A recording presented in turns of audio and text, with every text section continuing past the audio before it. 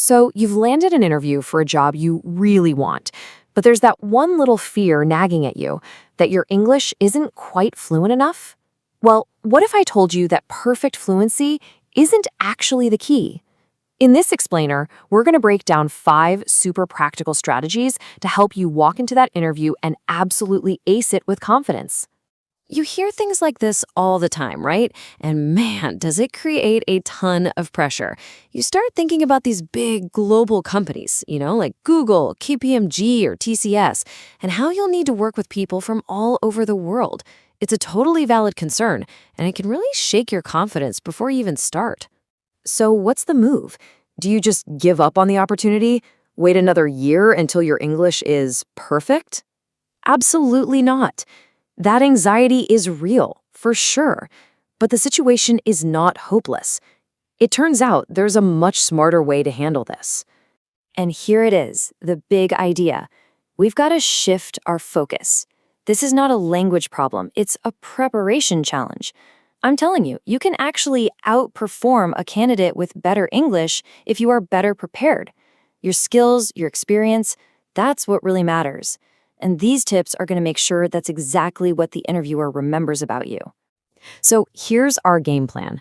First, we'll talk about the challenge itself.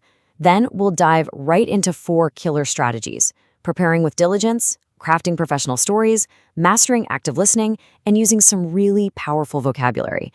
And all of this is designed to build toward our real goal, making you feel unshakably confident. All right, let's start by just putting it on the table. That feeling of anxiety about your English in a big, high-stakes interview, it is completely normal and totally valid. Look, in today's world, it's all about global teams. Companies need people who can communicate clearly because that's how great work gets done. The pressure is real because you need to get your ideas across to people from all kinds of backgrounds. But here's the secret. Clarity is not the same thing as perfect, accent-free fluency. And that small difference, well, that's where our strategy begins. Okay, so our first and honestly most important tip is all about preparation. But we're not just talking about practice. We're talking about preparing with a real purpose. This is how you build the foundation for all your confidence. It's really a 3-step process. First, you've got to do your homework on the company. The more you understand their vibe, their values, and what the role actually is, the more you can talk about why you are the perfect fit. Next, do some mock interviews. Grab a friend, a family member, anyone, and just practice talking through the questions. And finally, and this one's a game changer, record yourself. I know, it feels a little awkward, but trust me, it is the fastest way to see where you can improve and to make your answers sound smooth and natural. Now for our second tip, and this one is an incredibly powerful tool: professional stories. The idea here is pretty simple. Instead of stressing about finding the perfect words in the moment, you go in with stories already prepared that prove your skills. I want you to think of these 5 story types as your personal interview toolkit. You should have a short, powerful story ready for each one. A big achievement, a time you had to adapt, a conflict you helped solve, a moment you took the lead, and even a time you failed and what you learned from it. This way, when the interviewer asks one of those "tell me about a time when" questions, you're not scrambling for an answer. You're just pulling the right story from your toolkit. It proves your experience, not just your vocabulary.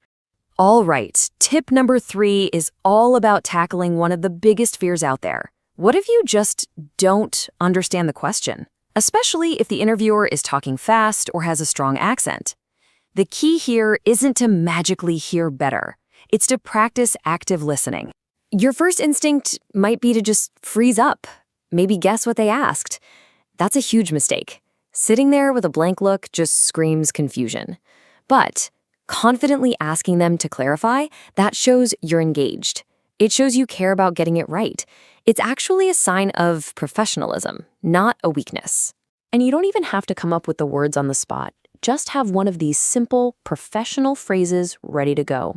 "I'm sorry, could you please clarify the question?" That's perfect. Or, "I didn't quite catch that, could you please repeat it?" Pick one, memorize it. It's a simple tool that gives you back all the control in a moment that could otherwise feel really scary. Our fourth tip is about being really strategic with your words. You don't need to have a giant vocabulary, you just need the right vocabulary. Using powerful, industry-specific words is a massive shortcut to sounding like a total expert. The whole trick is to focus on the language of your profession. So if you're in tech, for example, using words like algorithm, framework, or debugging in the right context immediately tells the interviewer that you belong. It shows you're not just some random candidate, you're a pro who's already in the know. So make a list of these key terms for your field and practice weaving them into those professional stories we talked about. And look, of course, these interview strategies are just one part of the picture. Getting more fluent is a journey, right? It happens over time by reading, watching stuff, just immersing yourself in English every day.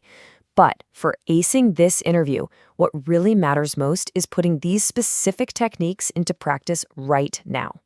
Which brings us to the biggest takeaway of all. The objective here isn't to magically become a flawless English speaker overnight. The real goal is to become a confident interviewee. We've just gone through the 5 key parts of your new interview toolkit.